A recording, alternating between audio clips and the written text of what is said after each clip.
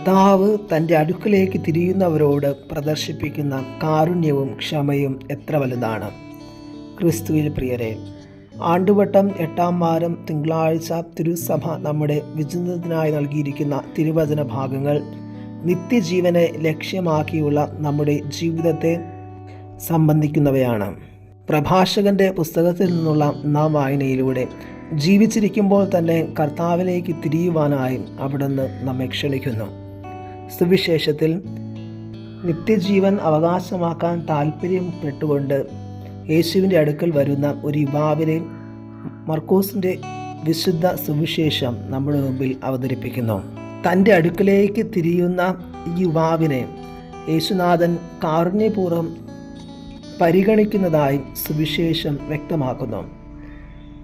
യേശു അവനെ നോക്കി സ്നേഹം തോന്നി അവനോട് പറഞ്ഞു എന്ന് സുവിശേഷകൻ കുറിക്കുമ്പോൾ, കർത്താവ് തൻ്റെ അടുക്കലേക്ക് തിരിയുന്നവരോട് പ്രദർശിപ്പിക്കുന്ന കാരുണ്യവും ക്ഷമയുമാണ് വെളിവാകുന്നത്.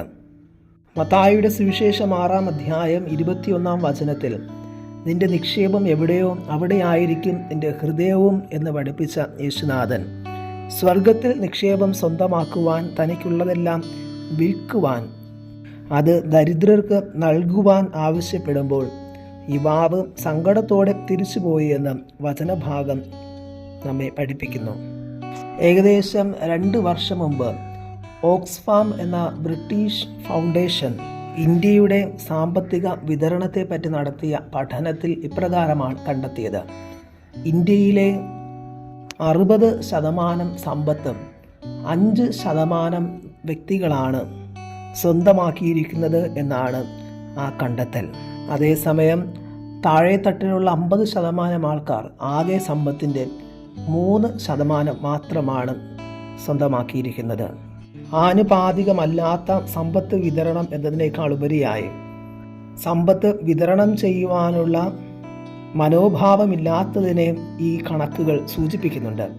ഇതുതന്നെയാണ് സുവിശേഷത്തിലെ യുവാവിനും സംഭവിച്ചത്. ദരിദ്രരുമായി തൻ്റെ സമ്പത്ത് പങ്കുവയ്ക്കുവാൻ അവന് മനസ്സില്ല. 2 അപകടകരമായ മനോഭാവങ്ങൾ യേശുനാഥൻ സുവിശേഷത്തിലൂടെ നമ്മെ ഓർമ്മിപ്പിക്കുന്നു.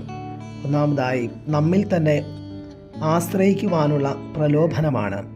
ധനികനായ യുവാവ് തൻ്റെ സമ്പത്തിൽ ആശ്രയിക്കുകയും തൻ്റെ കഴിവിൽ മാത്രം ശരണമർപ്പിച്ച് മുന്നോട്ട് പോവുകയും ചെയ്തതുപോലെ.